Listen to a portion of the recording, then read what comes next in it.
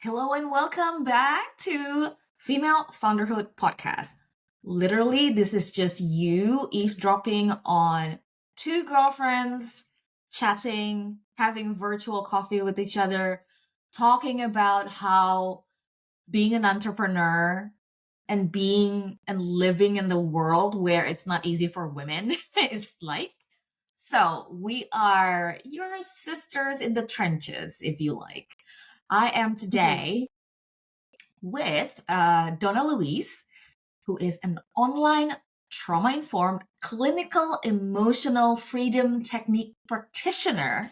She's from the UK, but she's in Southeast Asia. So we swap places. So she's now based in Vietnam. I have never been to Vietnam actually. I'm Indonesian, but as far as I go that direction, I've only been to Cambodia. So how is it like? What's the weather like in Southeast Asia, Donna Louise? Right. Thank you. Right now, the weather is pretty pleasant. We're coming out of really high summer, so that really strong heat, like in the 40s, and it's beginning to cool down quite rapidly, which is really nice. And there's a bit of a cooler breeze in the air. So everyone's feeling, the general vibe is like a lot more relaxed and happy. It's like those nice UK summer vibe feeling that we've got going on here in Vietnam. UK in June. Yeah, it's something a bit more like that right now. So everyone's, out and about and a little bit, more fresh, to say the least. Yeah. Yeah.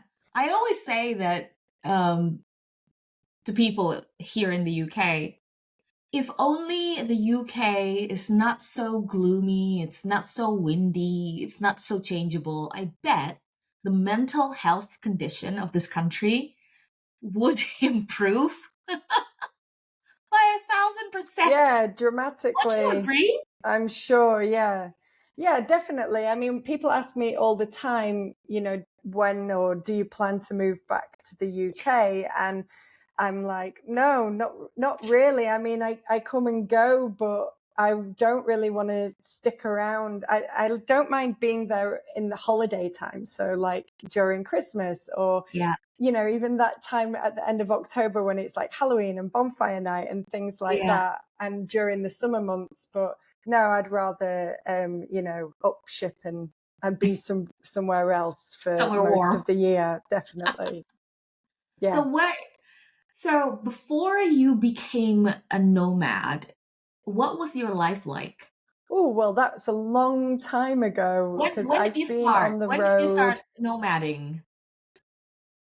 I moved to Vietnam the first time in 2013, where I was working as a design lecturer because before, pre-2013, I've been a fashion and textile lecturer like that. I trained in design. I got a teaching qualification. I was a lecturer. And then in 2017, I left that job and I started a travel company. So I was running workshops with artisan groups all over the globe, Vietnam, Thailand, Mexico, Guatemala. And I was using a mix of my entrepreneurial skills because I had my first business a few years before that.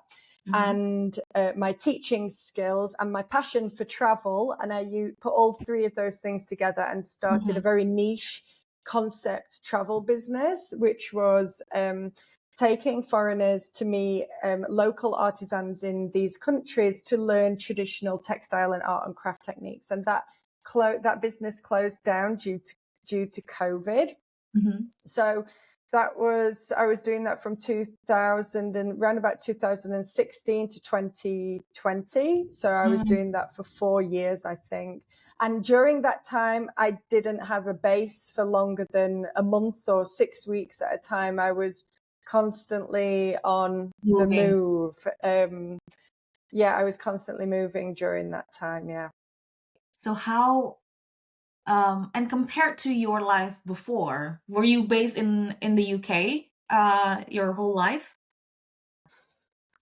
I was based in Nottingham. Yeah, I'm from Sheffield, but I studied and went to university in Nottingham, and I stayed there. I can't remember for how many years after, maybe 7 or 8 years after graduating there, something like that. So I was based in Nottingham for a long time. Nottingham was great, but I had this really strong desire. I really loved my life. Back then it was a lot of fun. And very creative. I was really in with the art scene and a lot of creative and smart people that were part of that scene in Nottingham. And I felt like I just really needed to travel. Like I didn't want that to be my whole life for the rest of my life. Right.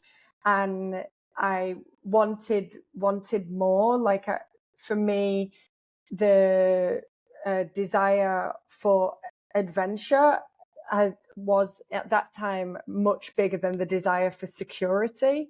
So I really had this thirst for getting out, seeing the world, meeting people, learning new things. And I had to do that. But still, that time in Nottingham is very cherished memories and one of the best times of my life as well. Nice. And if someone out there listening, wanting the same thing, still mulling over, what would your advice be based on your experience? What to do, what not to do? Like, well, if you want to do it now.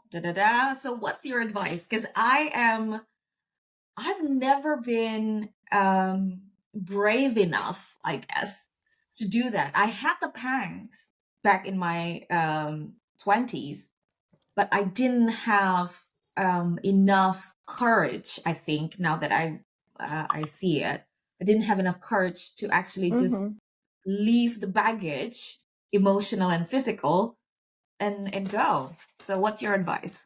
I think having purpose where you want to go is a really good way to make the leap easier.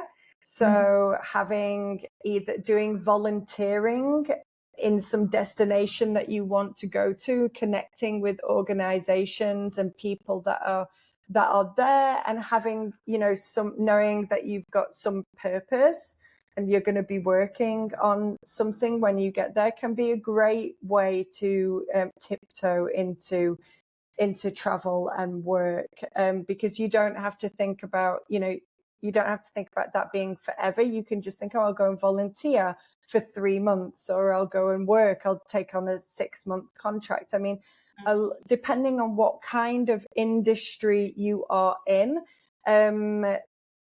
teaching, in foreign teaching as well, like when you're teaching in colleges and I suppose schools. I've never taught in a school, but you typically have either term lay or yearly contracts. So you can get shorter contracts, so you can, go out there and give it a try. So being a qualified teacher at that time was what made it easy for me to do that. But I sold my business to do it as well. It was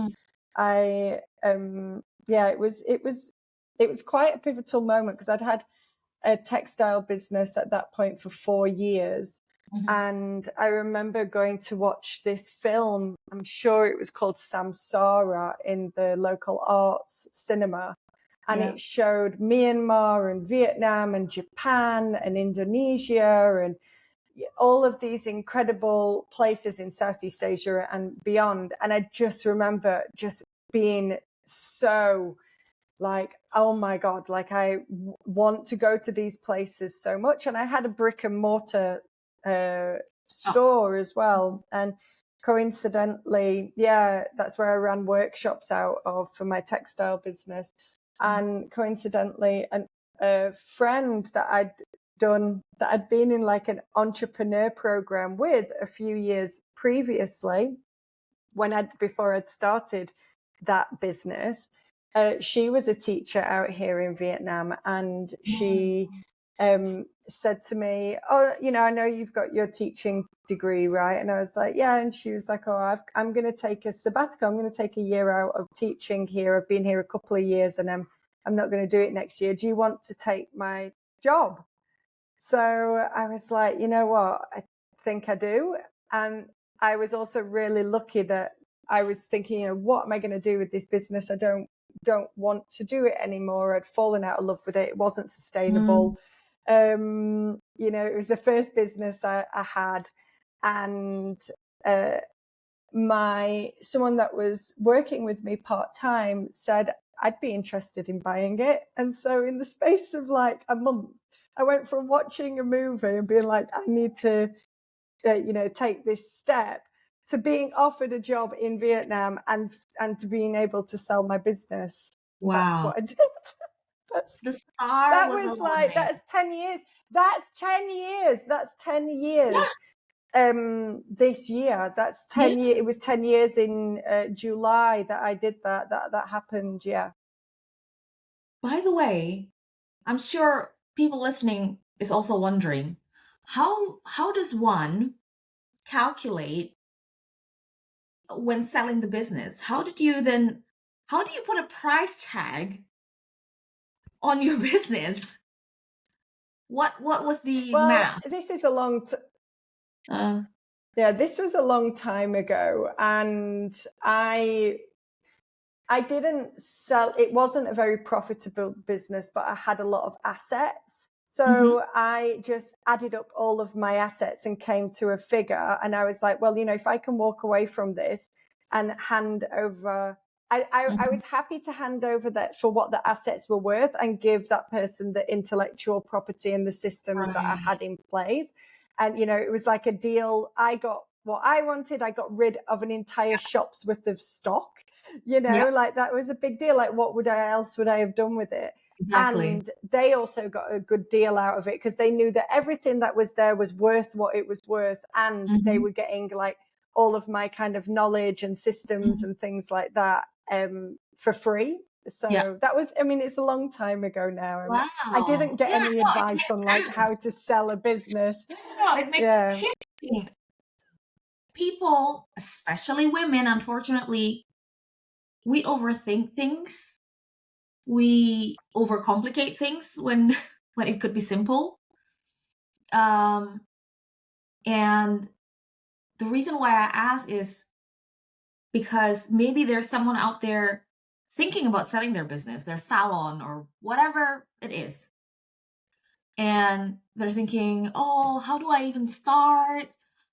Do I need to hire an accountant to, you know, evaluate? You know, so sometimes listening or hearing how people do it so simply can be a good nudge for you to actually do what you really want to do, but you didn't think you could do because you're already scared of, you know, all the things that you need to do. But what I'm saying now, well, just take the first step and then the next step and it will happen. People have bought and sold businesses forever. So it can happen. And another thing I wanted to ask you, what made you say or what made you conclude that you had fallen out of that business? I'd fallen out of love with that business. Yeah, I'd fallen out of love with a few. I don't know how. I don't know how many businesses you've had, but I've had a few, and I've fallen out of love with all of them until this point, right? So, what made me know that I was falling out of love with it? I suppose thinking way back to that time, I think it was I'd fallen out of love with it, not because I didn't enjoy what I was doing, but because I knew I couldn't make it sustainable due to the nature of the way I'd set up that business. So it kind of just felt like I'd fallen out of love with it because I felt like a bit of a hamster on a wheel, you know, and there was no getting off of that. And I don't mean that in the terms of like the normal stuff that everybody does in the business. I had a business which was based around sourcing vintage haberdashery and fabrics. And there was a problem in the supply chain there. And there was that the supply chain wasn't sustainable. And also the how I was selling as well wasn't very my eye, you know, what I wanted to put together as a designer, a lot of it was to do with that. And if the product that I was sourcing sometimes wasn't good enough quality, I felt stuck. So there was a lot of different things, but Yeah. I knew that it wasn't very, I created this really gorgeous boutique business, and it was great for a few years. And then I realized, like, I can't really go anywhere with this. That's happened to me twice. Yeah. No, but I can totally understand. I can empathize. Like, if you're a chef, of course you love, you know, the art of the cooking, the serving, the if you have a restaurant. But then if you are so frustrated with how the fish is being delivered, how the vegetable is not fresh, and all of that, of course you probably not fallen out of love of the art of cooking itself, but probably the actual ecosystem of the business. So yeah, I completely empathize. Something like that. So they could be a chef that's, you know, working in an Italian restaurant and be like, God, I wish I could make Indian food, you know? And so it's like you said, it's not necessarily that they've fallen out of love with cooking. It's just that you know, that they want something, else. And I think that's something that people don't talk about enough, that, you know, we're not really meant to, most of us don't really have the same business forever. And when I went into coaching during COVID, like, I would see a lot of people that would come to me for consultation calls, and they would be saying to me, like, you know, I'm not, basically, they were coming to me because, what should I do? How can I make my business successful? I don't enjoy it. And I would be like, after asking a series of questions, and okay, what is it that you don't enjoy specifically about this, and how is it making you feel? And, you know, and going through all of these kind of different investigative questions with people. What I realized was about 50% of the people that came to me actually just needed to let it go and move on and do something else, because they'd outgrown it. They'd fallen out of love with their business. And nobody really talks about that, and how, like, I'm not saying it's easy. I'm not saying, like, just because, you know, I didn't make that decision overnight. You know I talk about, I went to see that movie and a month later and I sold up and left.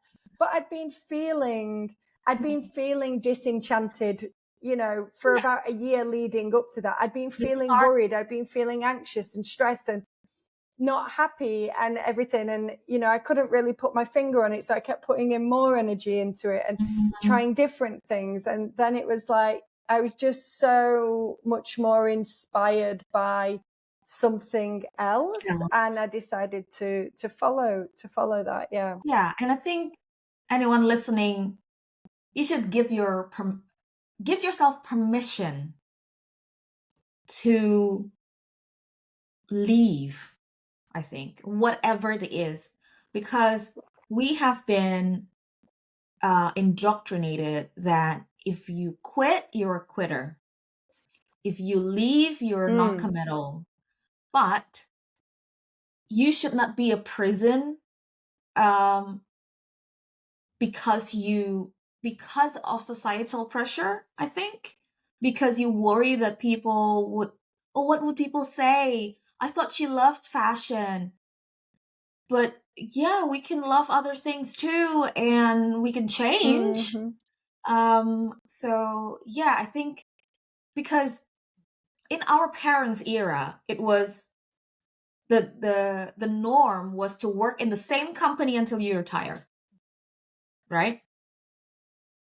And then the next generation is, if you quit a job after a year, it will look bad in your CV, right? And I think that is, who's to say that it's bad?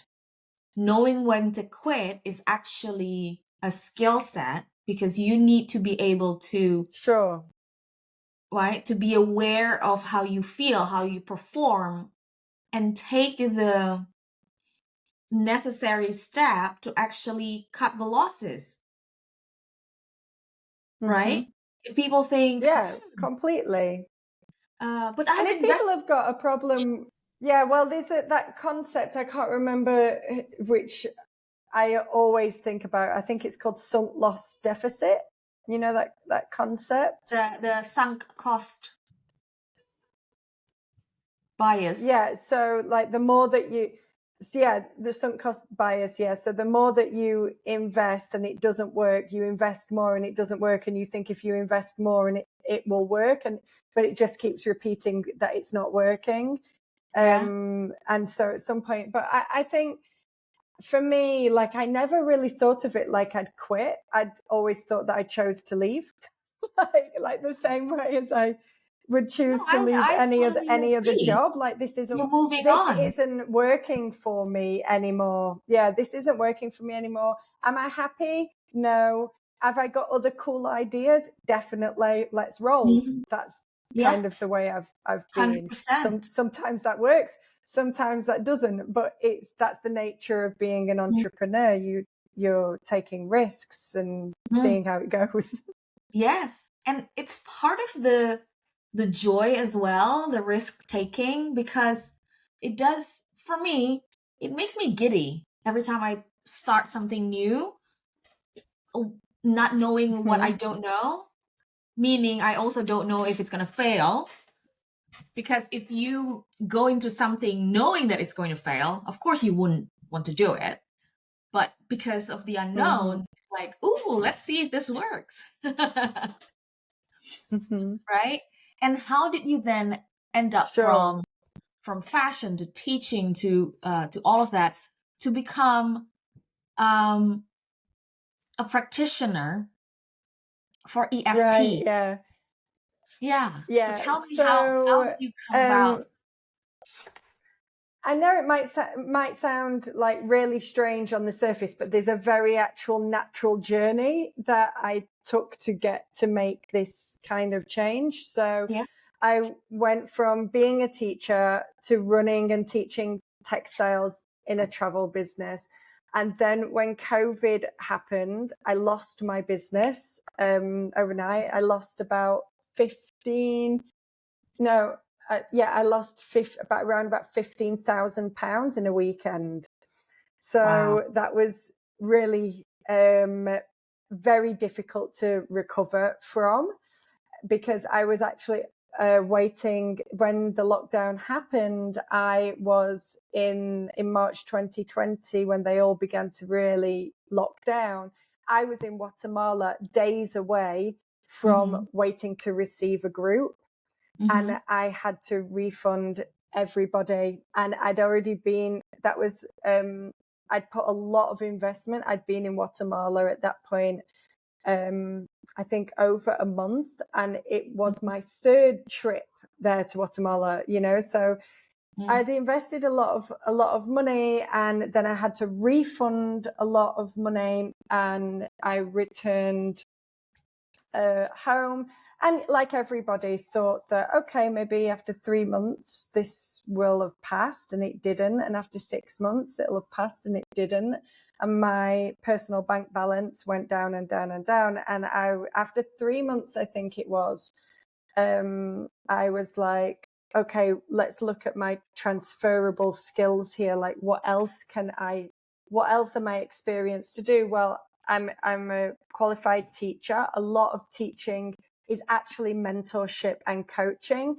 I've had numerous creative businesses. I've worked in the creative industries and with over 45 different artisan groups at that point. So I'm going to start a coaching creatives business. So I offered that service. And as I was going into coaching, I did retrained to get coaching qualifications. And in that process, I learned neuro-linguistic programming. I learned hypnosis, time techniques. and also emotional freedom techniques and life coaching. And as I was coaching people, creatives, designers, artists, creative business owners, ceramicists, writers, photographers, all of it, 19% of it was to do with how they were feeling, their confidence and their mindset. And from, I'd created this other kind of very easy to do kind of, how to write a business plan, because so many creatives never do that.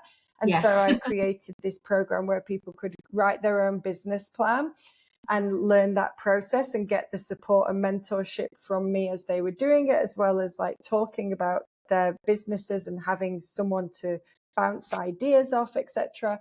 And what it was always coming back to was this struggle with self-belief and confidence and not feeling good enough and so on and so forth.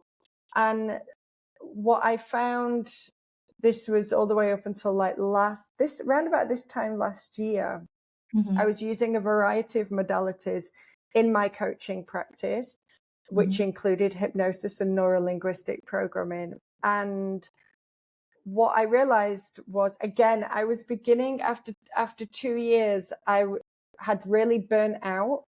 Like what had happened was from when my textile tour business closed down, actually I was in a survival response, a survival stress response. I had to figure out how to make money being in Mexico and recoup, some losses and have some income. And as you know, and I'm sure many of your listeners know, like starting the business requires a huge amount of motivation and energy and commitment, and hard work and investment of time, energy and money. And I hit the ground running, and that motivation helped me coach my clients as well.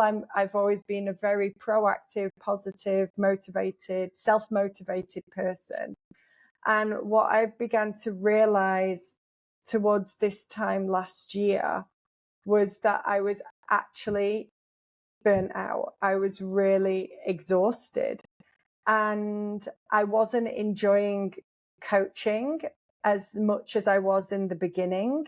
Again, I was struggling with I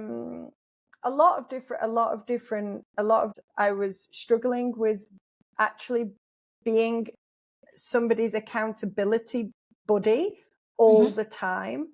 So in my coaching service, and this is just down to the way I did things, because in the beginning it worked for me. In the beginning, I was okay with doing it.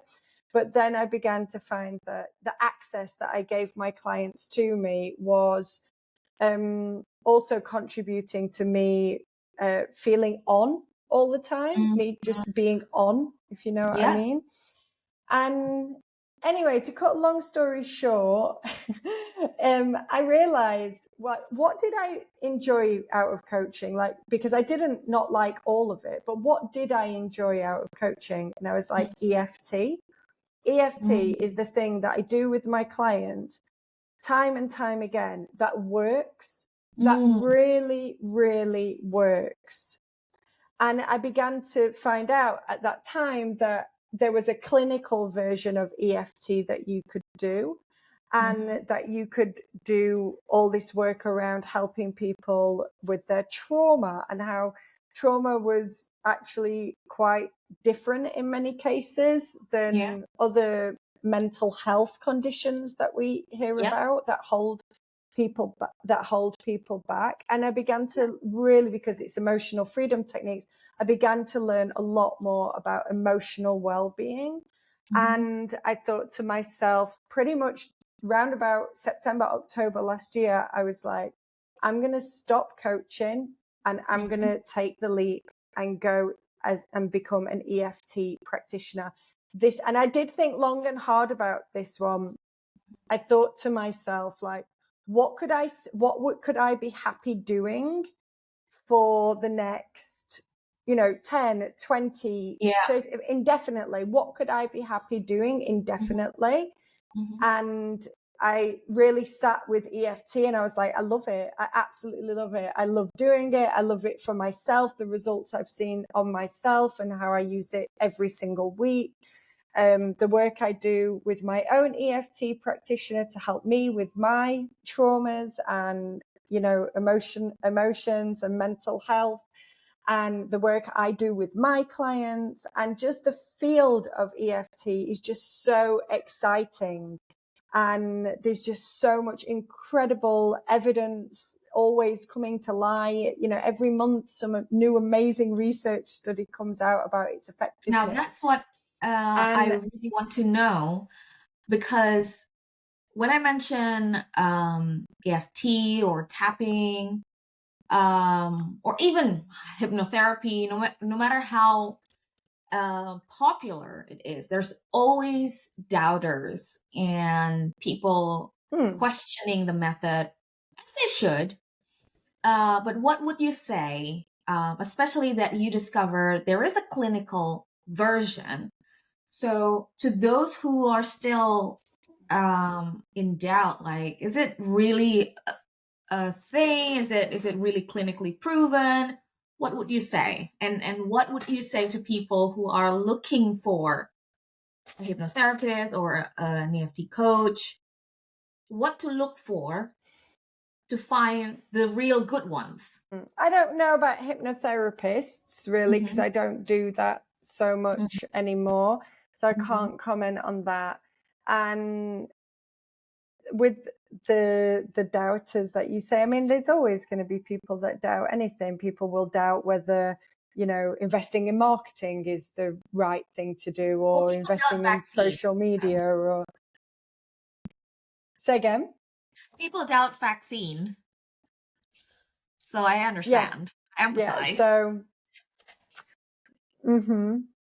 so there's always doubters, and I don't tend to spend so much time trying to convince people of anything. My go-to is like, have you read the clinical research? Have you read those research papers? Because there's over 100 of them that are peer reviewed, and it's, EFT is a verified modality for PTSD, for anxiety, for depression, for eating disorders, by the American Psychology Association. So I feel like that's really my go-to with that. And the thing is as well is, the best thing about EFT is I don't even need you to believe in it for it to work. It's proven that even if you don't believe in it, like, there are significant gains from doing it, because it transcends, it works through the nervous system, and that's creating that sense of safety within the nervous system and the body. And when you're doing that at the same time or as talking, there are huge transformational shifts. Yeah, and who wouldn't want that? Does that answer your question? Yeah. And who wouldn't want that? Yeah, exactly. I was thinking to get my my son, who's quite an anxious person, to find out more about this. So that's what I'm going to do this weekend. Now, what does it look like working with you? Well, we can talk about that.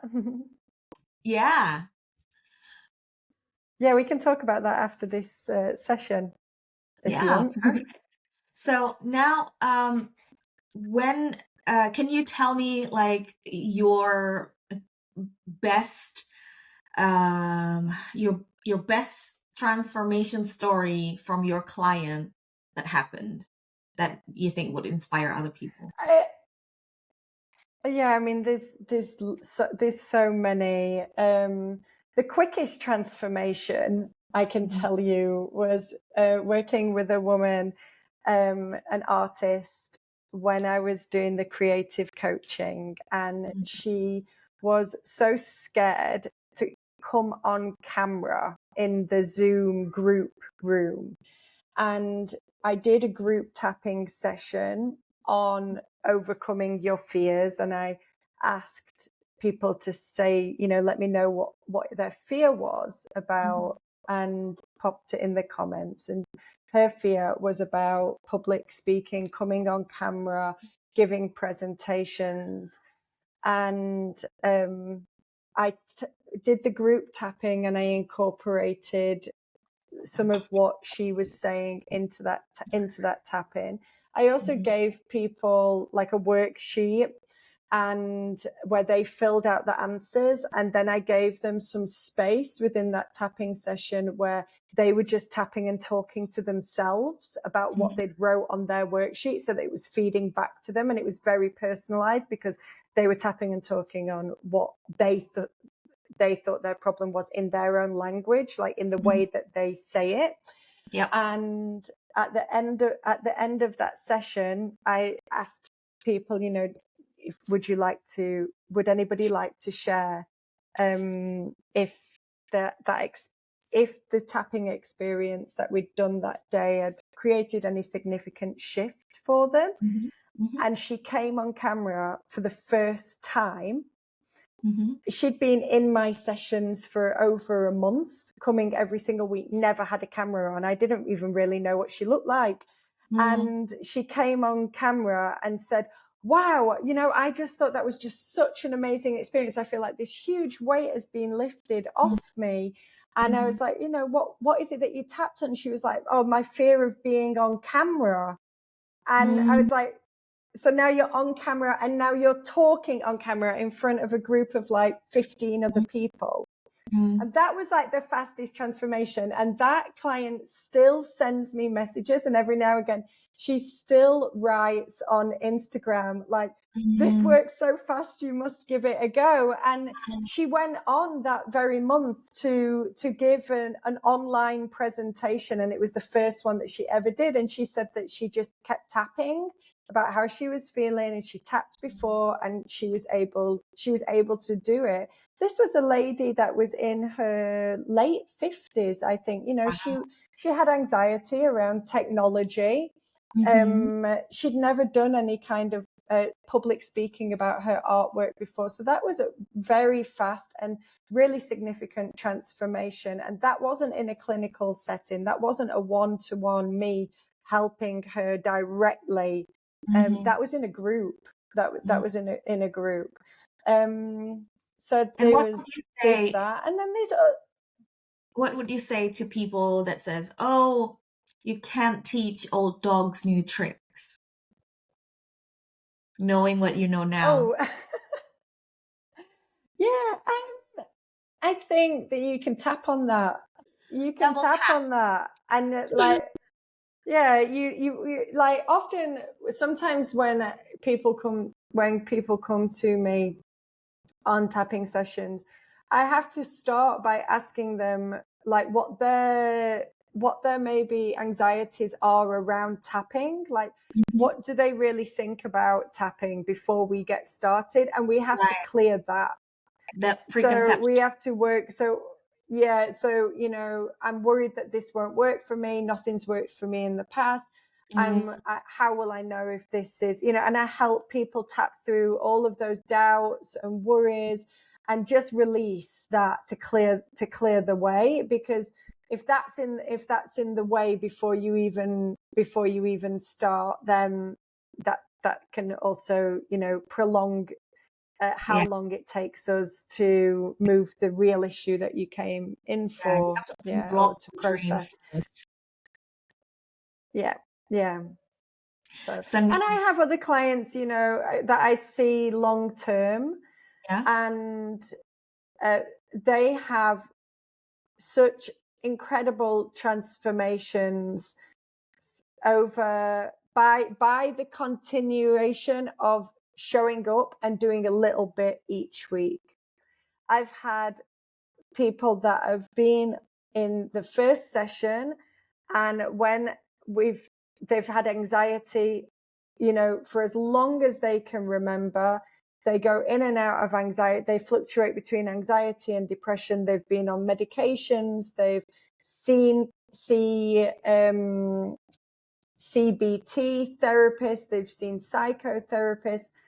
And I ask them, how safe do you feel in your body? And they, will be like, I don't feel safe at all. And they never even realized it, that the anxiety is that they don't feel safe, even though in that current environment that they actually are, because they're in their home, in their bedroom or something like that. And then within like 2 months, and I know that sounds long, but it's really not long for someone that's felt anxious for a decade, or something like that. And then within 2 months, they're telling me that they got into a discussion with a member of their family, and that they stopped the conversation by saying to them, I'd like to pause this conversation right now, as I'm feeling anxiety running through my body, and my heart has palpitations, and I'm feeling really hot.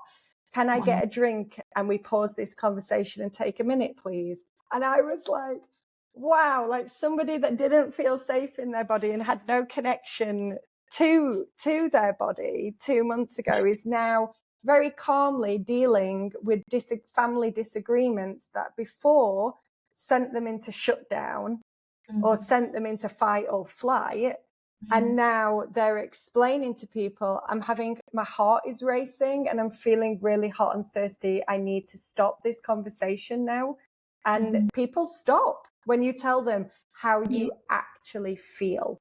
What you feel in your body. When you tell people what you feel in your body, that it has a really big impact on our way the way that our communication is, like how we are perceived by others. Yeah. Yes.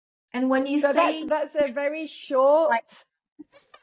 When you say, I can imagine the situation where when you say it like that, no matter how heated the argument is, I think the other person would actually then be able to empathize quickly and say, oh, okay, let's take a breather. Yeah, that is what happened. That is what happened. That's very good. And previously, I think it would work in every communications, in the workplace as well, because that is. And you need that level of interoception, though. So you need that level of understanding, and connecting with what is happening in your body in response to these circumstances that you're experiencing, or the situation that you're experiencing. And most people don't actually feel connected to their body. They override what their body needs. Their mind overrides what their body actually needs and wants. And so they become dysregulated, and it's the dysregulation that causes the anxiety and the depression as well, or contributes to it, should I say. Wow. Yeah, I think that makes sense, because when your body is physically hungry, you need to feed it, right? It's not like, it's different from if you see, a cake on TV and you go, oh, I want cake. That's different, right? But if your body is really your blood sugar is low, and you cannot just mind over matter it and say, no, stop wanting food. Just forget about food. Just be thin. Well, that's not gonna be healthy either. So my last question to you. Complete this sentence. When I'm king. Oh, right. Okay. So when I'm king. Why is that not queen? I'm wondering why you. Because is there a story here that I've missed? Sorry, can you repeat that? Because in my opinion, women can be king too. Okay, cool. I know, not heard that before. I like it. let's roll with it. When I'm king, I would teach everybody from as young an age as possible how to express their emotions and regulate their nervous system, so that people weren't suppressing or repressing their feelings and their thoughts, and that they could actually express them in a way that was safe for themselves and for others around them, and that they learn how to essentially process and detox the unpleasant and overwhelming emotions and sensations that we feel after, unpleasant situations, from their nervous system at the end of each day or at the end of each week, so that they don't store that in their body and get a chronic illness on the other side of that. That's what I would do. Just teach everybody. I've actually wrote an Instagram post that I've not posted yet, and it says it's not your emotions, thoughts, and feelings that are making you sick. It's not knowing how to process them. That's a good way to end this podcast, because I want that to sink in listeners' mind and reflect what it means to you and what you should do about it. And go check out Donna Louise and what she does.